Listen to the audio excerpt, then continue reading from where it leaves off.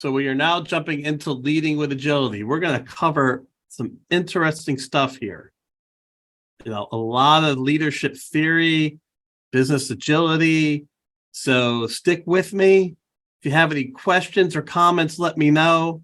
This isn't just your traditional Agile presentation here. So that's one of the things I wanted to make sure that we talk about. You're not going to hear me talk about story points. You're not going to hear me talk about velocity.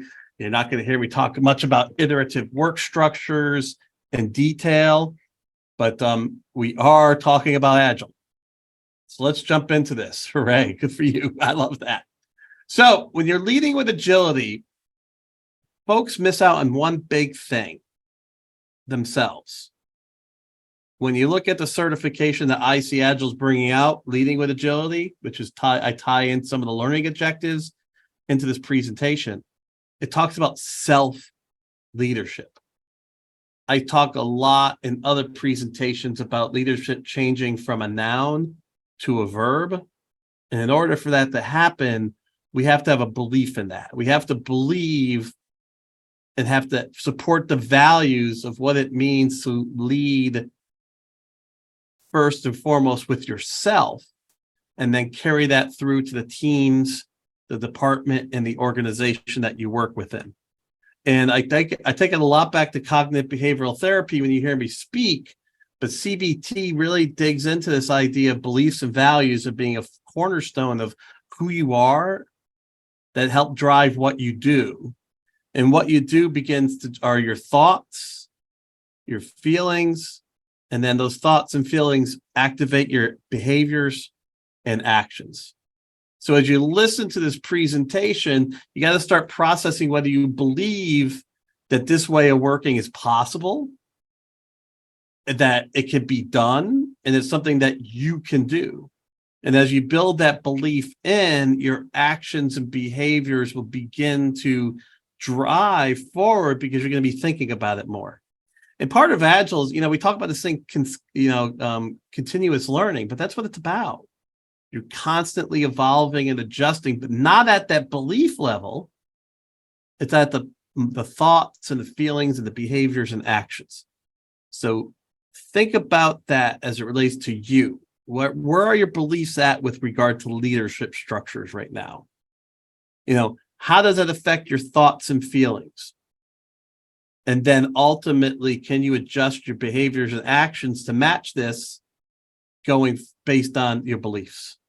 So it starts with the heart, and all else comes from there. And it's part of what's missing a lot in Agile leading and agility presentations is going back to the fact that it's the individual, each individual, bringing their ability to lead into the team environment. So crazy slide here, but I love this slide. And look at some of these. This is the organization of the future. Agile as a way of working, leading with agility, drives the principles of a future organization. What are some of the things that you agree with here? Remember, I love commentary. I love feedback. I love thoughts. Don't hesitate to throw your thoughts and ideas in the chat. But what areas here do you agree with that you say, oh, that's definitely part of the organization for the future? What don't you agree with? What do you think, hey, that's not even possible yet? And when I looked through this, I really came up with 5. Number 6, okay, you agree with number 6, adapts to change faster. Great. I completely hear you on that one. Another 6, that's pretty cool. And then I'll keep seeing these. Agree it. So the VUCA aspect, absolutely. I'm glad, Melissa, you brought up VUCA before me, because I think some people, get sick and tired of me talking about volatility, uncertainty, complexity, and ambiguity. Curious about flatter structures. And then, Anthony, that's a really good thing, because Agile is asking for democratizing decision-making so that the team, the individuals itself, are deciding on how to act and react. The more you democratize decision-making, the flatter an organization gets, because really there's self-leadership. And in self-leadership, a team can be a very large team could have one person leading it because the team itself is self-managing. So we want to be able to flatten the decision-making process. Any one of these that people are uncomfortable with? So when I break it down to small. Absolutely. Small. I say break it down to small. That's wild because most of you work for big companies. The thing is, can you get small where it matters? Because small then allows for being nimble. And IIBA talks about a lot about this word nimble. You can also relate it to being adaptive. Change handling. Look at the change handling is very big in all of these things. The idea that things are available, the cloud aspect, democratization of learning, things are available. It's not a closed system. It's an open system. And then finally, diverse. And when you hear me present, I talk a lot about cognitive diversity. Identity diversity is very important, but cognitive diversity drives bringing in different heuristic patterns to help organizations help organizations to solve problems they're struggling with. So it's just a little bit of a mindset here around, do these principles make sense? Where are we at? Where am I at in my belief system associated with some of these principles? Now, let's look at reinventing the organization. How many of you lived in the red circle before? A fear-driven culture. A culture driven in the red zone of get something done, don't think about anything else, don't ask questions, don't bring in different ideas, drive forward or you're going to be fired. Some of you might feel like you're operating that way right now. And that fear, power, fear, and chaos is still there. As we break it up, a lot of times I actually liked the idea of more of a governance structure. I used to talk about that a lot. The philosopher king mindset, which is a benevolent philosopher king, like Aristotle talked about, where they have command and control and everything works out because you can trust them. But as we know, that's not, power corrupts, and that's not natural. We have the more pure capitalistic standpoint. And what's missing, and what's the issues there? The issues become, can you preserve? Is there value in taking the time to actually be able to be resilient and to persevere? A lot of times that's where the capitalist structure breaks down, is the idea that you have to pivot, and you have to give, you have to lose. And that system's not very comfortable with loss. Almost like the phoenix. A lot of times organizations have to lose, then be rebuilt. And that's tough to do in a competitive, profit, more capitalistic mindset. All of us Agilists will get really excited about that zone with Ben and Jerry's and the like, this idea of delighting customers, sharing values. But what's missing there? What's missing in that one? What does that top level give us? At the end of the day, the missing link for me is, this idea of resilience. Anti-fragile organizations. It's like we operate to operate. We don't operate because we are this great company that does this. We operate because we're here to do what's necessary to keep moving forward. Soft ed. I'm here to do what's necessary to keep moving forward. That's the adage I've had as a training professional for the last 30 years, because I only survive and change. And so I have to have that idea of let instructors make decisions in the classrooms they're working on, that we're about helping people continuously at that higher purpose. It's not just about this, hey, sell you a box. It's about selling you and how you're going to grow. And we can't be fragile. We get broken down and redone lots of times. So I think when you get to that higher level of reinventing an organization, what people want to start saying is we operate. We operate on values and principles, but what we do is going to change and change constantly. to the point where we can operate with just a few fundamental rules, and these decentralized agents can go off and just work. Now, a lot of you are probably saying this is completely impossible, Dave. Come on, Dave. Get out of the crazy utopian zone that you're in right now. True. What I'm asking is, leading with agility starts with each person. Can you begin to embrace? Can you begin to espouse some of this thought process and anti-fragility? It means that you know that you can be a casualty, that at some point in time, what you do is going to become less valued. And so you're prepared to then make that pivot because you're not fragile. You're not going to crack at the first wind that blows in your direction, or you're not going to fall over with the first wind that blows in your direction. It's kind of what I want you thinking about with this concept.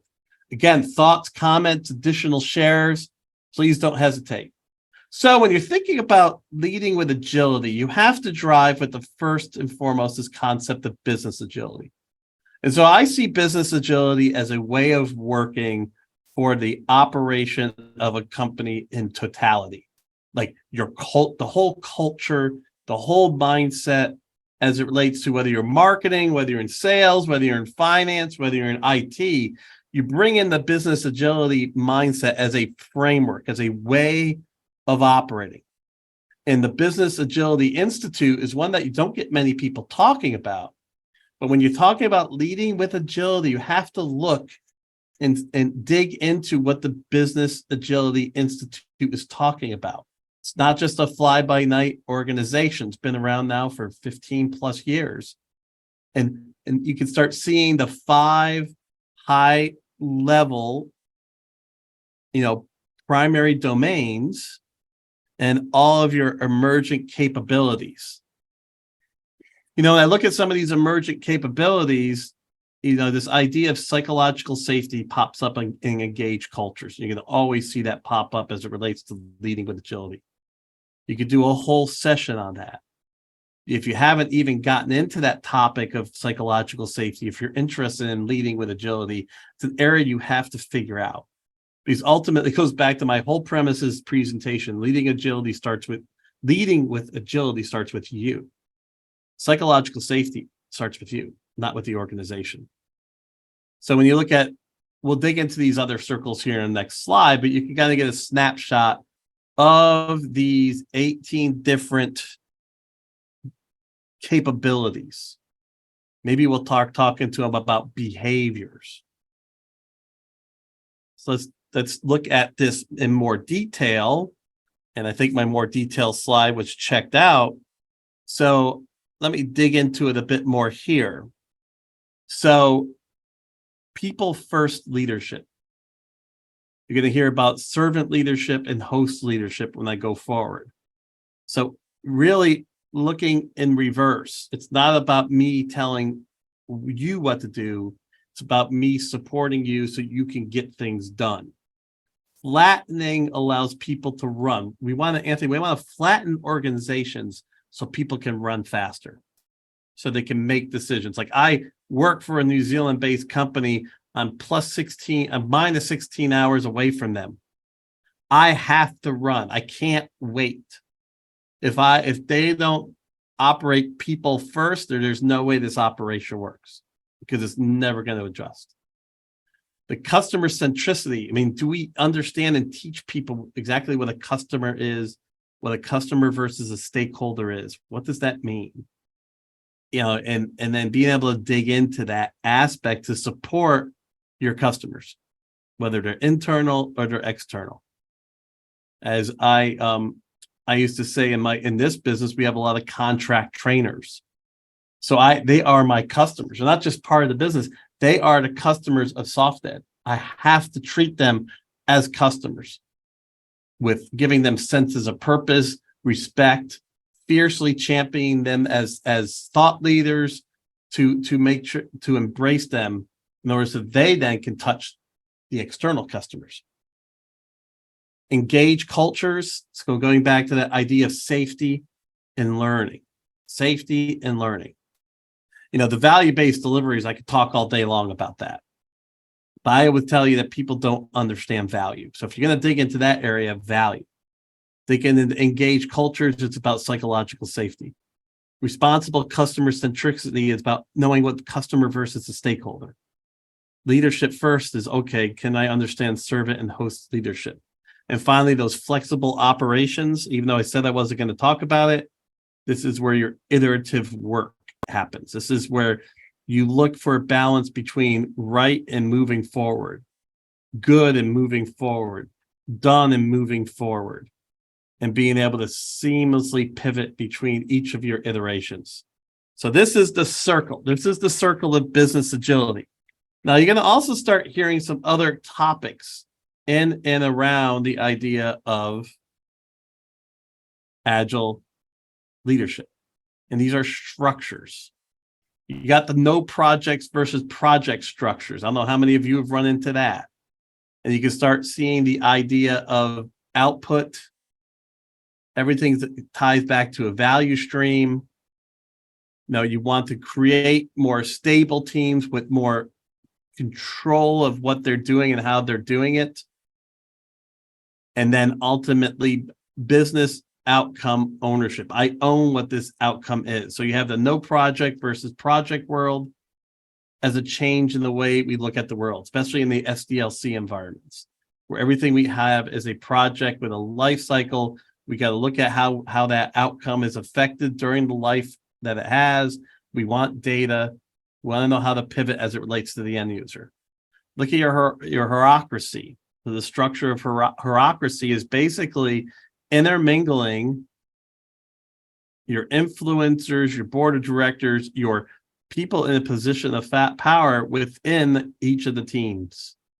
So there's a very flattened scenario where the teams, and then it's the leadership. Teams, then there's the leadership, and nothing in between. You have the BOSA model, beyond budgeting, the open space concept, the sociocracy concept, and of course, Agile. And, when you look at sociocracy, there's where your safety comes to play. And then as you start looking at a very smooth operational model is, I'm doing the work. If it's a sensitive topic, is it more of a tactical issue? Go there, keep doing the work. Is it more of a strategic governance issue? You got to go there, then keep doing the work. I'm doing the work, or else I have something that's sensitive. Registering a tactical sensitivity, strategic sensitivity, and go in and keep operating. But these are different types of structures and patterns that can be moved in and out from a work leading with agility perspective. But each one of them goes back to a lot of these foundational elements associated with business agility. You can map those right back and put those into these structures. So, not much comments. Again, thoughts, comments, ideas, don't hesitate to share. If you're leading with agility, most people dive into the book Drive. I just gave the book Drive to a young gentleman who graduated from Kansas here recently, going into work as for New York Life, and really helped him kind of talk through what's driving his clients, not just himself. But do you know where you're at on this scale? Are you just at that biological motivation? Are we just at, or are you moved to the intrinsic motivation? Most of us are probably in that extrinsic motivation. And then can you see yourself moving into an intrinsic motivation? Where are you at here? We got to put these things together. We have to survive. All right. We need food, clothing, shelter. It's mandatory. Our brains demand it. When you get into leading with agility, and I haven't talked about this yet, but you're going to get into the fact that I'm going to do it in the next slide. This is about you. As I keep saying, it gets deeper into the you aspect. So where are you as it relates to this motivational mindset? Are you still leading with the stick and carrot? I want some rewards. I got to avoid punishment. I want my rewards. I want to avoid punishment. Certainly, when I'm here at SoftEd, I want to drive for my bonus. I want to make my revenue numbers. I want to manage my objective numbers, and I want to drive for a return with a bonus, right? But I'm here also because I love training. I love being able to help and support people, watching people grow. I have definitely a lot of autonomy. I can make a lot of decisions on my own based on where the current conditions going. And I came back to training after I left because I wanted to stick in something I mastered. I continued to grow in the idea of marketing and selling and product management of training. So I come in, it's not just, I got to make this bonus, I got to do my job to keep my job. I love it. I'm motivated by the fact that I can be autonomous. I can make decisions, that I am doing something for a purpose to help others. So Anthony asks, are there instances where you have to be in those motivational spaces? I think about AI opening up space to allow people to live. Yeah, so ultimately where we want to get to is look at that circle. You want to be in that circle. You want to have that. These are not Venn diagram, it's concentric. I forgot what the heck it's called. My brain's right here, but yeah, I think it might be the Venn diagram side of it. Where are you in putting these together? So yes, the more we can get away from doing into thinking, Anthony, and behavioral thinking and working and collaborating with others, the more powerful our decision-making will be, the more engrossed and be able to dig deeper and critically think about the problems we're trying to solve. AI becomes a tool to help you get more information, to have more time to think, to be able to do work that might take 4 hours and do it in 2 hours. You still have to make those decisions. And I'd rather people make decisions with intrinsic motivation, not just extrinsic motivation. That's what we're trying to get to. We're trying to get to a motivation where you're driving it because you believe, you're passionate, you're excited. There is a foundation of money. Money's always going to be a foundation. We'll get into that. But ultimately, you are making decisions based on that passion, that love, that purpose, and that experience. And you want to keep growing that experience. So Rebecca said, since having kids, I can no longer work outside of normal business hours. So I have to work hard to do more of what I truly enjoy at work and be less resentful about the work. I think that naturally that helps. Here's Rebecca, that's lean. That's what I'm trying. My purpose has been to help people start thinking more lean. You have to look at your work. You have to know what the outcomes of your work are, that provides value. And then you operate in that. And then you don't worry about the other stuff. If you have time to do it, you do. If you don't, you don't. More lean is going to give you more intrinsic motivation, Rebecca, just like you're talking about. But here's again, it starts with you. You're not going to teach this whole organization in one training class this. Each individual has to begin to espouse these scenarios and understand it and believe it so they can start adjusting their behaviors accordingly. And once that happens, and stories can be told, corporate mythology can be built around the concept of intrinsic motivation. So we're getting deeper into this, but what we want to say here is we're all knowledge workers. So it's part of leading with agility. First off, you have to know what a knowledge worker is. Knowledge workers can work 24 hours, 7 days a week, nonstop. There's always something a knowledge worker can do.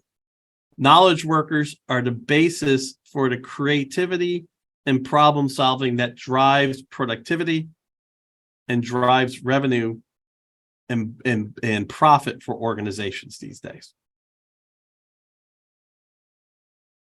The thing is, since you can work 24/7, you have to figure out and tie back into what does make knowledge workers truly productive. So they can feel that within their work time, they are productive. And if they decide to do other things outside their work time, that's their choice. So that foundation there is that decent salary. got it, the foundation. We have to pay because first off, motivation is the fact that you have to survive, right? Have to have a living wage or wage that ties into the experience, the skills. But now look at the difference. We have to really push away from structured mindsets into open mindsets.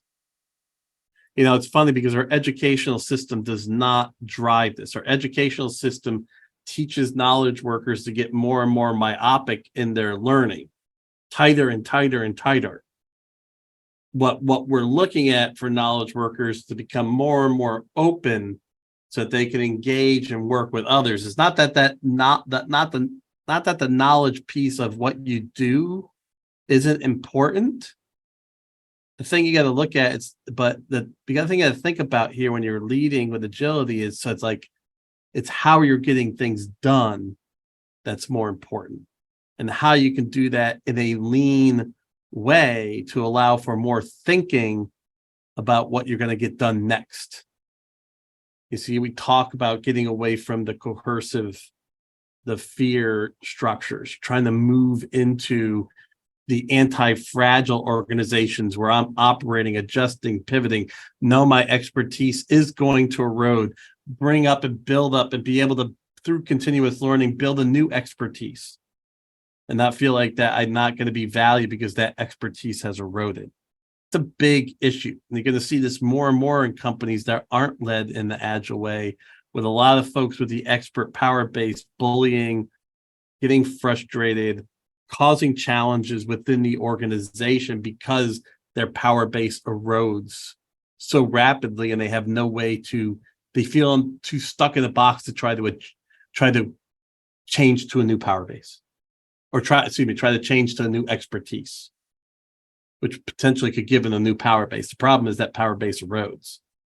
The power base of curiosity and learning is going to replace that expert power base. And that ties back to what matters for knowledge workers. And if you have some interest, and you like structure, you do like, this idea of supervision, there are areas to work within that still have that. But with the rapid pace of change that continues to happen, you're going to find less and less opportunities for things like supervised. You have an expertise, you're supervised, you get it done. You have clear rules, those things happen. You know exactly what you have to do. You have an inkling that, okay, if I don't do this, then I'm not going to have a job. That motivates me to keep going.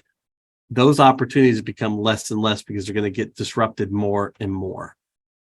And that's tough because we're used to working in a state of learned helplessness, where we like to give up our responsibilities to let somebody else be responsible for our outputs. This concept and slide really revolves around the white side, second bullet point, and that's autonomy. Are you ready, and can you accept autonomy in what you're doing, and the responsibility and the risk that comes from that? To be a successful organization in VUCA, like Rebecca was talking about, this autonomy is going to become more and more important because it's almost like it's the energy source for all the other things we talk about. But it starts with each individual wanting to gain back responsibility and having the psychological safety to accept that responsibility. And as we start getting into teaming, teams are just lots of individuals put together to form a lattice of leadership. The team can make decisions, but each individual is participating in that and making decisions at their work. So you can't go into a highly functional team in a rapidly changing environment without autonomy, because that team will not be able to support you.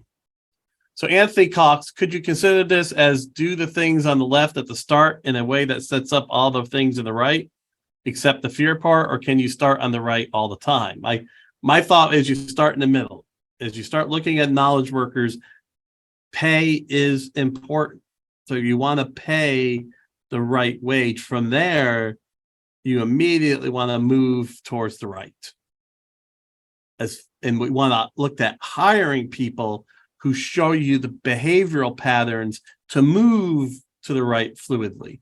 You want to move to something called behavioral interviewing, looking at behaviors and actions, not just expertise and experience, because you can see in those behaviors how that person can move into that area. Because one of my concerns in all this as we get deeper into the presentation is, can this be trained? Can someone get support to learn how to operate autonomously, to take on that concept of responsibility, to lead at that place of work? Because that's not the basis of our traditional cycles of working. It's not the basis of how we operate. So think about that for a bit. Do you think, as we dig into this, that some of these areas are trainable? Especially because a lot of my presentations in other areas, I talk about this is not natural. Being a knowledge worker does not come naturally to how the human brain has evolved. It has to be pushed into that appropriately. That's why we have so many struggles in complicated and complex environments. Has to deal with our ability to master ourselves as a work machine, so we know when we're finding conflicting scenarios. Because push comes to shove, our brain wants to push us into the left side. Our brain likes structure. Our brain likes consistency. Our brain hates change. And your brain always operating on efficiency and survival. So it doesn't want to learn too much because it's too much energy and effort. And it wants to keep you in the box. And if it was up to it, it put you as a bubble person in your house with a big bubble around you as the best opportunity to survive. That is the kiss of death in the way work systems and work environments are going, the way customers' needs are changing and adjusting.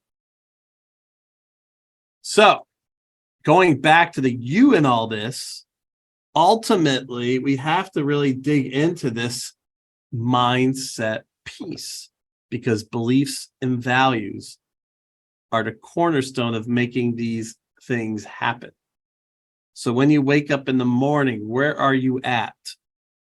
Are you ready to see yourself and others grow? Do you believe that your organization can grow? And then look at this next one. I talk a lot about fixed versus growth mindset. Look about this benefit mindset. Can we be a part of it? We're just operating for the well-being of all of us around. Focus on who we are being and why we do what we do. And being of benefit by being transformational. It's going to get to the point that each day we're going to have to change what we do and how we're doing it. Maybe not each day, but it's going to be rapid. So being able to walk in with that mindset of transformation is a key, another key underpinning of leading with agility. So it becomes becoming comfortable being uncomfortable. Can you be comfortable being uncomfortable? And helping support others doing that. So again, going back to this is this trainable? Or is this something that with persistent support and guidance can be built? So as you get into leading with agility, we want to look at teaming. We have these different levels of teaming. An individual is their own little team. You have all the way up to that resilient learning team, constantly working, adapting, and adjusting. So we realize that Agile working in agile environments, we're going to be leading at the locus of our work, but we're going to be doing so within a team structure where each team member is leading at the locus of their work. And this is where the understanding of human operation matters the most. Because when you're getting into learning resilient teams, what you're going to have, you should have a very cognitively diverse team. Members who think differently based on different perspectives, different backgrounds, different philosophies. And that team has to be able to support those different perspectives, those conflicting ideas, and be able to continue to operate and not be stagnated by that. Right now, culturally speaking, we do this very poorly. So most high performance teams become very cognitively non-diverse. They start working in a structured mindset and performing based on the processes and procedures that they've done, and they start becoming more of an automated system. And that automated system becomes almost converts into an expert power base that erodes quickly if it doesn't keep learning.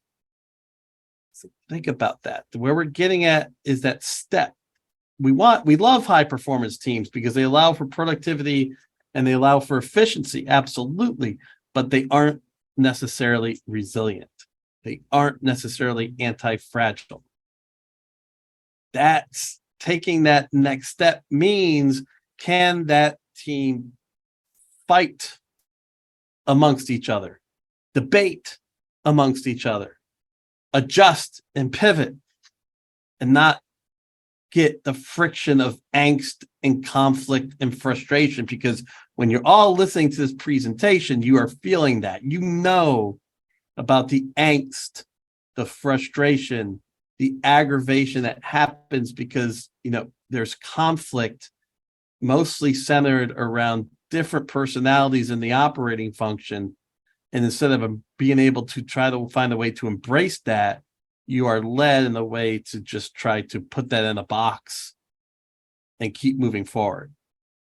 So that resiliency, part of leading with agility, goes to you. Your ability to have your ability to have psychological safety, your ability to understand the responsibility of autonomy, and your ability to pivot and adjust and change. Yeah, so Anthony talks about facing difficult things without skirting the issues. That's it. Here's the thing. You want to debate. The thing that some people get frustrated about is too much debate, not enough action. High performance teams, more of that structured bureaucracy that I talked about in the previous slide, can seem very efficient. And I'm not debating that it isn't very efficient. It is. It could be significantly more efficient than the resilient leader team, but what the resilient learning team. But which one gets you to the other side in chaos and constant change? So what we want to be looking at are teams that self-organize. And these teams that self-organize, they can go through different levels of maturation. From leader-led, so that there's a team that functions. You might have some elements of autonomy in the individuals in the team, but ultimately the team takes on what the management is looking for, all the way up to this idea of self-governing teams. Could you see a scenario where the sales team governs and manages itself, adjusting territories, bringing in new sales professionals, adjusting compensation plans accordingly based on strategic direction of the executive level? Sounds crazy, but if that was done, it could be very, very effective to be able to adjust and pivot accordingly. But then folks in that system have to come in with a intrinsic motivation, not just an extrinsic motivation. And what do we tell about salespeople? They're all driven, they're coin operated. That's part of the problem with transformation within organizations and external customer side is, since you're coin operated, you want a fixed process, a fixed sales process. But when you're trying to introduce a disruptive product, your sales process fails miserably with that, because they don't have that designing or the self-governing team that can be resilient and search and look for this new sales process to sell that disruptive product. So this matrix again ties back to the ability of each individual to take ownership of the elements of leadership that is necessary, leadership being a verb, to participate in these teams. That, to me, has always been the missing link in Agile, especially on the IT side. The team operates, but what do we do in looking at each individual within that team? How are they with regard to their self-leadership, their ability to embrace the responsibilities necessary to participate, or are they just getting caught in the wave of the team? So going back to handling human interaction, what we want to start looking for these cross-functional teams where people can be moved in and out where necessary from their different departments. Maybe team A is part of one operation, team B is part of another operation, team C is part of another operation. They're all stakeholders within a given system build, and you can put them into different teams so they can share their insights and their ideas based on what is affecting them. So they can bring in more knowledge, more information, and different perspectives. What you want to do with cross-functional teams is just that. You want to bring in different ideas and different perspectives so that you can start seeing how you can operate differently as it relates to what you're trying to get done. So Mark says, this sounds great for the ideal person. I think you're starting to feel some of the stuff I'm talking about. But we are working with humans that have all some level of pride, which feels like I could get in the way of self-governing teams. Yeah, Mark, this is the skinny. We are not built to handle this type of work structure, but we're going to be forced to have to work this way to stay competitive, to stay valuable. And the sense of pride, Mark, I think comes from the individual's ability to pivot and adjust, the pride in being able to handle being comfortable, being uncomfortable. And then that you will be able to stay valuable and be able to increase your earning potential based on your staying valuable during those constant ebbs and flows. Pride usually happens from a mastery of a specific area and the building of an expertise. That pride has to pivot and adjust to mastering the ability to constantly change, mastering the ability of intellectual curiosity, and then increasing your value as you're able to pivot and adjust and change as the marketplace pivots, adjusts, and change. That's the hard thing. But if that pie can pivot that way, then the systems can start working. So Anthony says, I believe that's why management needs to focus on growing people, enabling teams. Yes. So the pivoting starts here. The knowledge workers need more time to think and to think deeply, to critically think, to debate. So we want as much automation. That's why AI could be such a powerful tool. We want as much automation in the ultimate production side so we can drive what's being produced. That's knowledge work. Leadership needs to be supportive to help each of those individuals grow by being able to understand each individual where they fit in the matrix of the scenarios we're talking about now, and some of the critical behaviors that tie into the business agility piece and the business, and when we get into this, the adaptive leadership piece. And I'm looking at time, we're getting a little tight here, but keep asking your questions. So ultimately, this resilience goes back to the fact that teams don't work in a linear way. Teams adjust. Motivations ebb and flow. Activity ebbs and flows. In some cases, you're adding and subtracting team members. ultimately, you want to go through your storming, forming, norming, and performing, which is another teaming model, to ultimately get to that performance level.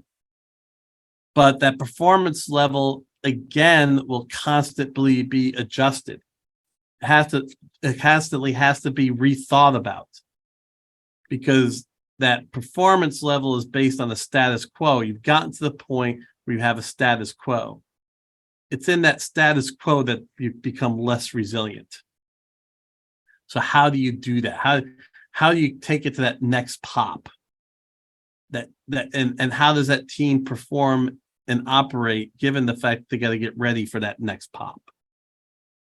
So what I want to get out with the teaming slides is none of this teaming can work at any level of efficiency without the underlying skills of each individual's ability to lead with agility and understand their responsibilities within that system and take those responsibilities as it relates to the operation of the team at that individual level. And that's where I think a lot of failures happen. We're using some of the iterative work structures. We're talking about self-organization. We're trying to define value, but the conflicts and the frustrations and the inefficiencies happen at the team level because the individuals have not been properly prepared, taught, supported in their pathway towards agility as an individual. And so when we get into that, what we see as we look at this idea of the continuum of leadership, in the complexity that we face now, leadership constantly is thinking about transformation, constantly thinking about this mass personalization, each person in the operation, and then how they adjust and pivot accordingly. And we can innovate, okay, but we can innovate only on certain cycles. We have to start tightening up those cycles, and then we have to look at what it means to be transformational to that individual level. So leadership starts with the concept of a servant mindset. And also, first and foremost, you have these different leadership styles to be looking at. Autocratic, bureaucratic, coaching, democratic, oh my gosh, democratic, laissez-faire. You see these things. You can actually take these elements and go back to that 5-circle diagram and lay them out and where they fit.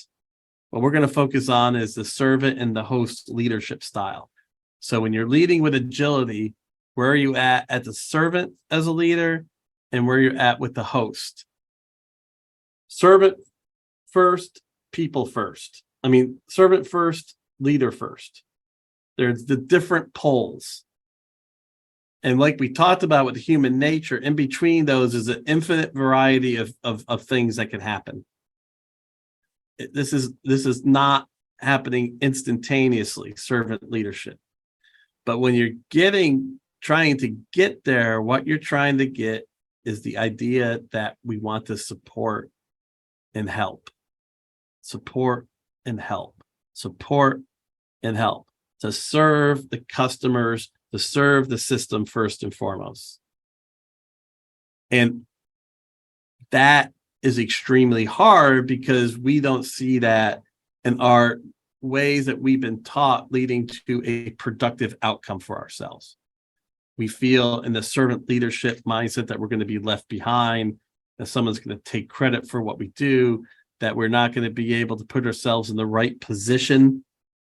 And this is where that system and this construct falls apart unless we begin to teach why there's a positive impact of being a servant and serving. And the servant and serving's powerful impact is about getting things done.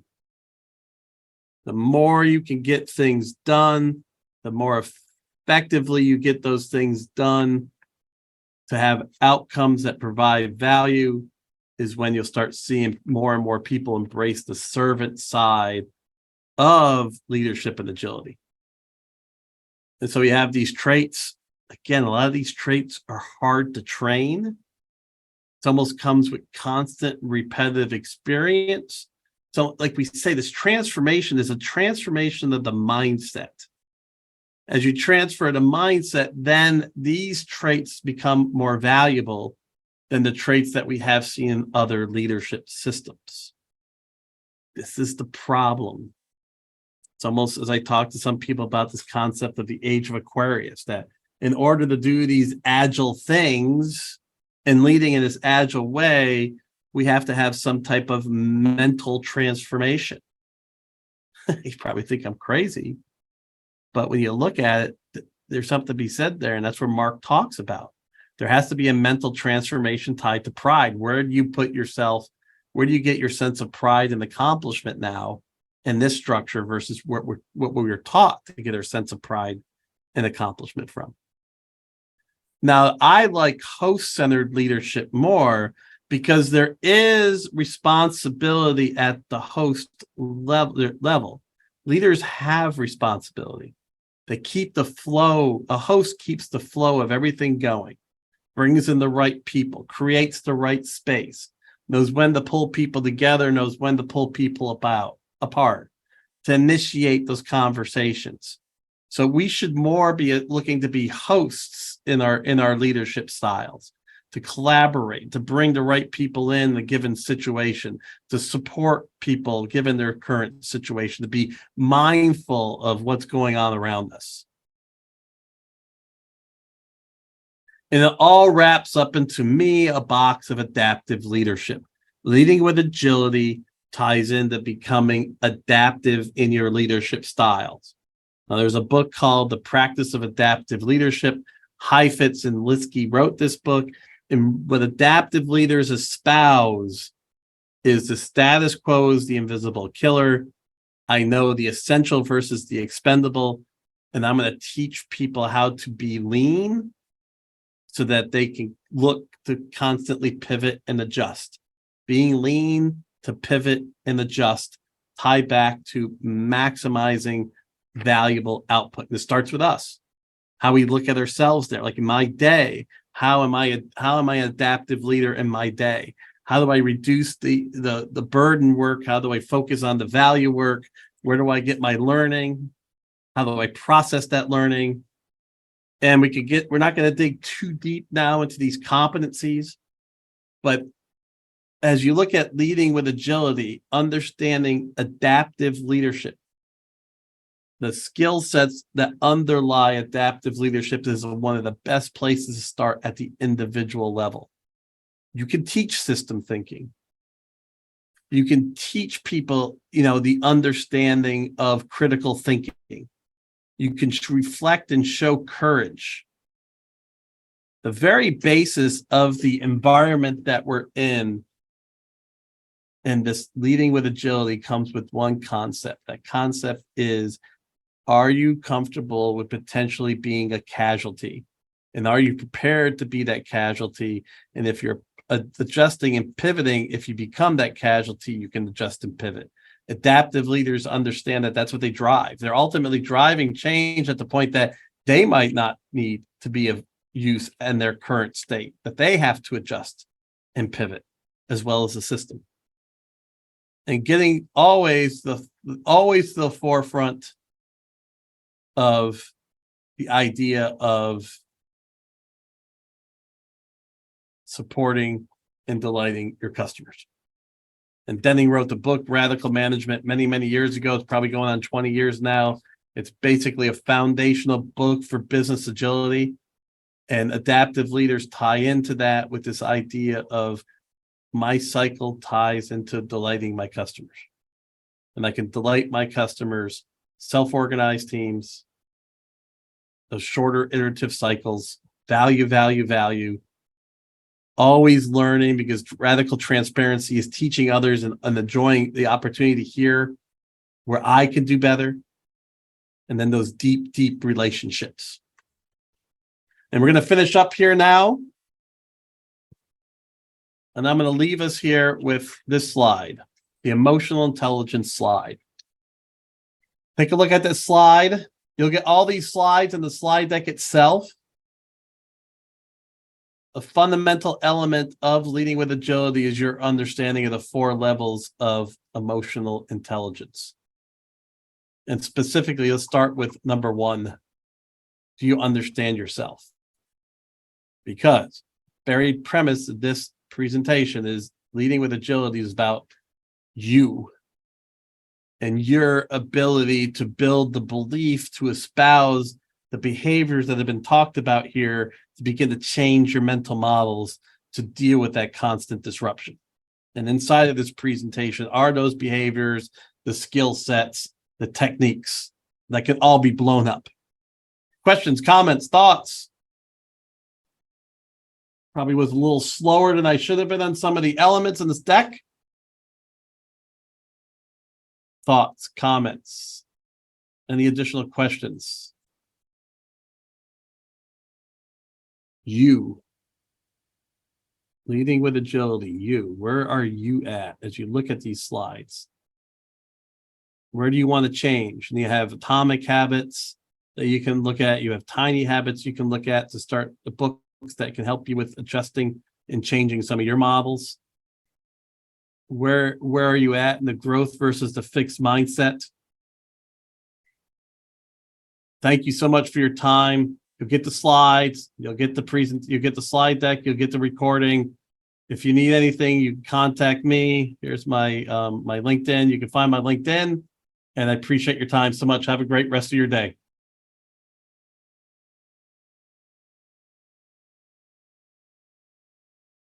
Adrian, and the PDU code, we'll send that out with the slide deck. So you'll get that here shortly, probably in a day or two. Awesome. I do love you all. Thank you for participating. Great session.